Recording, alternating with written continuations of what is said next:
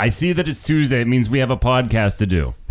Yes, we do. All right. Well, we have a lot to get into. You know, Tuesdays we always go over winners and losers from the weekend before. And, there are a few in the NFL, including Tom Brady, a winner. What's up? 9-3. But you know what? The only reason I've been playing 19 years is to get to that 1,000 yards. And I did it. So that's it. I'm out. Time to ride off into the sunset. Gotta get back to work. Yeah, and so do we. 19 years for 1,000 yards rushing. But finally, some guys hit it in a season, and those are career things. No, it took Tom Brady 19 years to get to the 1,000-yard mark. But welcome back to that podcast I like. I would be Shawn Quinn. That is Stacy Ryder. And yeah, we need to get back to work as well. Several things going on around the country. A few things we're talking about around here. Let's jump into it. Let's find out. One. The Washington Redskins lost another quarterback and another game. The Redskins quarterback, Colt McCoy, broke his right fibula Monday. Oh my God. They're not going to be doing the chop there anymore. Oh, no, this is going to be the new Redskins. That's. Yeah. Oh my. Well, they lost last night 28-13 to the Philadelphia Eagles. Oh, they lost more than that. Now, that was his second start, and his season is over. McCoy was in for quarterback Alex Smith after he broke his fibula and his tibia in Week 11. That's 2 breaks. 2 different bones. Now the Jags in our backyard. Yes, we know that the Redskins last night lost more than just the game, losing their starting quarterback. Colt McCoy now out. Mark Sanchez, I suppose, is starting quarterback for the Redskins. In our new backyard, the Jacksonville Jaguars break their losing streak after making some changes. So I guess that they could be winners for the NFL. However, making changes in your offensive coordinator and quarterback, and you have a 6-0 win. 6-0? A win is a win, but the best you can do is 2 field goals. You have a long way to go, Jacksonville. Mm-hmm. The Steelers also blew a 16-point lead on Sunday Night Football. Yeah, more losers in the NFL. I can't believe they lost this game. This is another game that I didn't stay awake for, a Sunday night game that we're watching in bed, and I decided, okay, I'm just going to go fall asleep. Steelers were winning this game, but I did wake up in time to hear you say the Steelers are going to lose this game. And they did in Steeler fashion. They had a 16-point lead, which quickly went away to a loss. I don't know. Okay, they lost by 3 points, and we all know that they got screwed at the beginning of the game on the false start play that led the Chargers to their first touchdown. So I don't know. I mean, the NFL really screwed the Steelers in that game, and the officials said they got it wrong. Yes, you have to hang on to that lead when you have that type of lead, but you got to think about that touchdown really did end up costing them the game. That it did. Now, even though the Chiefs won on Sunday, you could say they were winners, but the biggest loser in the NFL over the weekend, not the Redskins, not the Steelers, not the Jacksonville Jaguars. It's former Chief Kareem Hunt. On Friday, TMZ published videos from February of former Kansas City Chiefs running back Kareem Hunt assaulting a woman outside his hotel room in Cleveland. Now, the NFL was aware of the situation, but they never saw the video and were apparently shocked by the severity of it. Hours later, Kareem was cut from the Chiefs. And the thing is, as we've heard by now, it's because he lied to the team. He lied to the league during this investigation, continually saying it just never happened. Well, more than that apparently happened, because now other videos of Hunt are surfacing of him having an altercation in a Kansas City bar with another man. Sounds like this guy may have some anger issues. Well, that happens to a lot of young guys in the NFL, and you need to keep your emotions in check. Again, the lying is part of it, but also you have to talk about the actual assault. We lived in Kansas City for 2 years and became fans of the Chiefs. One of the things we always talked about was the way Andy Reid ran that program. They seemed to have a good, solid group of guys who stayed out of trouble. They really seem to, but I guess it's just not the case. You've got to have one bad apple in the group. I mean, we even went to fundraisers for the Chiefs, one of them even hosted by Kareem Hunt. I don't know if this is a singular bad apple or is more stuff going to be coming out. That's what I worry about. Now, the one that we went to that was hosted by Kareem Hunt, we actually followed, we kind of followed this is true, Patrick Mahomes on the way there. So as I'm pulling off the exit off the highway where this bowling alley, it was a bowl for a charity thing, a car whips around us on the exit. And you're talking about a Nissan 350Z. It's some sort of sports car. It's a higher end sports car. And I look at the tags on the car, and it's got dealer plates from Texas. Now, again, we're sitting in Kansas City. Who is driving a car with dealer plates from Texas?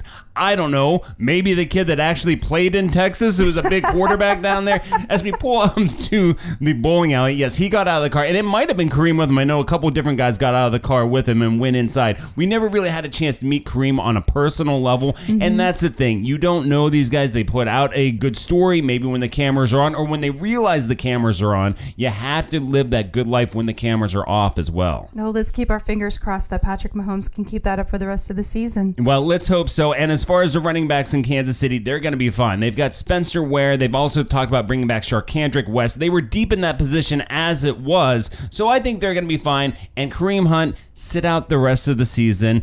Be contrite, and hopefully you can pick up somewhere else next year. Next.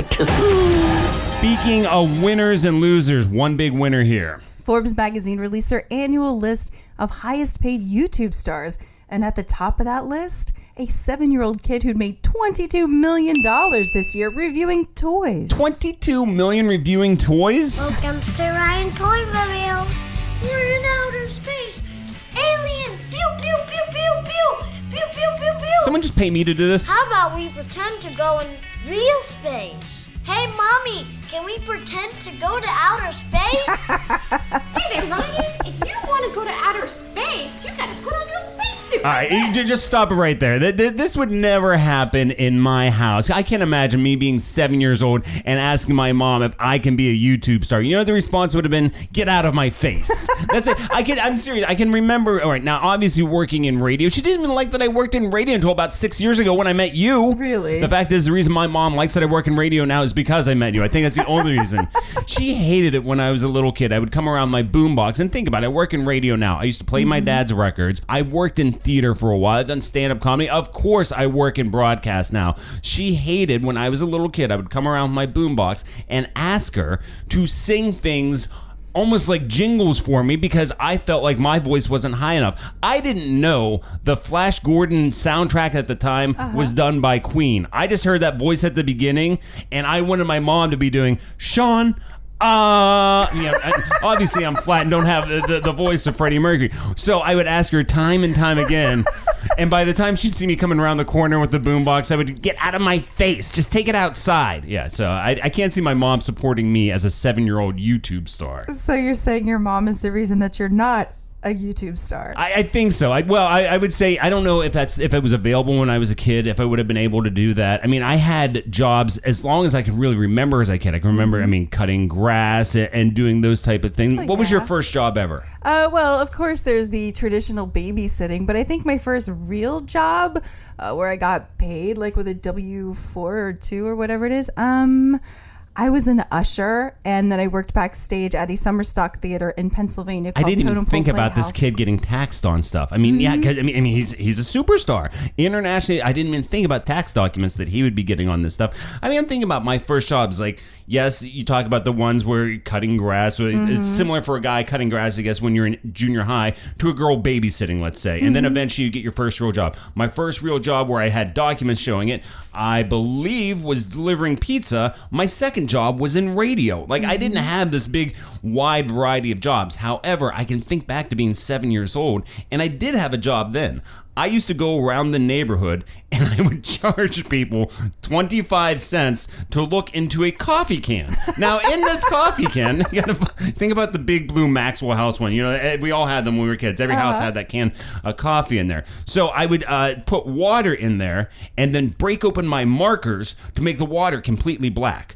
So first of all, I was like, hang on, follow me on this. Okay. When you were a kid, all right? Like, I was into sci-fi and like monster movies and stuff. So I thought, well, black water, that's creepy. Well, here's what I realized, my little science mind, that I could put on my yellow swimming goggles. Okay. And you could see through the water, because that's what they were for murky water. I hated swimming. I never used them for that. But what I did use them for was I took the coffee can, put some of my plastic spiders and a little octopus, some fake sharks down at the bottom of the coffee can, and then filled it with the water, made the water black, and then walked around the neighborhood with the coffee can telling people that I would charge them 25 cents to put on the goggles and see what's in the bottom. I was like a mini P.T. Barnum. Did anybody ever take you up on this offer? Wrong. No. No. I can't imagine what the neighbors were thinking. This little fat 7-year-old coming up knocking on their door to bother them from whatever they were doing just to ask them to look into a coffee can. I think the only thing you were missing was a camera. Maybe if my parents had allowed me to explore this stuff a little bit more, or if they beat me a little bit more, maybe. I truly believe this. Like, people that have the screwed up childhood, they have a much easier path to stardom. Mom and Dad, you raised too normal of a person. That's the problem. I've been fighting to get this fame thing going now for like 30 years. If you just beat me around the house a little bit, I'm not saying a lot. I'm just saying, here and there. Just lay a hand on me. Maybe I'd have more of a story to tell. That's all I'm saying. All right. Now, winners and losers. How about our loser, finally? A 69-year-old Dutch motivational speaker has lost a court battle to shave 20 years off his age to get more matches on Tinder. First of all, I'm glad you said shave 20 years off his age, because I'm thinking about a 69-year-old and shaving on Tinder. I'm not thinking about shaving years off his age. I guess this guy, he was 69 years old, and he's trying to say that he wants to list himself as a 49-year-old? This is great. The rejection of court is great. Because they give all kind of angles. Because they say, it's not general problem. The people don't experience this as a general problem. But that's not true. Because more than 4,000 interviews has been given. So many thousands of people has come to me and asked for the discussion about this. I'm the first from thousands of people who want to change their age. So it's a fantastic verdict. It's never been so great. I'm trying to figure out how much ecstasy this guy has done, and I don't mean in his entire lifetime. I mean just before this interview.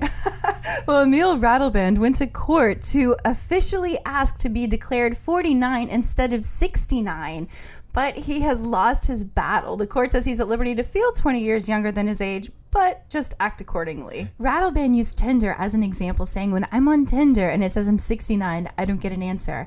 When I'm 49, with the face I have, I will be in a luxurious position. Hit it again. Wrong. No, look, I disagree. At 69 on Tinder, you're something special. You're like a unicorn that maybe some younger girls might be looking for. If you're marking yourself down as 49, you're just another creepy guy with a really old face, but at 69, you're like Ricardo Montalban from Fantasy Island. Now think about it. Would you really want to be 20 years younger? 20 years younger with none of the memory or the relationships of the last 20 years? No way. Of course not. See, that's the thing people don't understand. They always think they want to be 20 years younger, but that's because you would have the knowledge that you have today and then take it back and reapply it. No. I think it's great being 43 right now because I can look back at 23-year-old me and say, you're an idiot. I can't wait to be 63 because I'm going to look back at 43-year-old and say, he's an idiot. And when I get to be 83, you're just going to find me at the end of the bar drinking my troubles away. I'll see you there. Yeah, you'll see both of us there. On that note, be sure to subscribe here, and we'll be back on Friday with another edition of That Podcast I Like. You know we love you. A substitute teacher in Montville, New Jersey was teaching a first grade class, and the subject of Christmas came up. Reportedly, she told the kids Santa isn't real, reindeer can't fly, magic does not exist, and the Tooth Fairy and Easter Bunny are made up.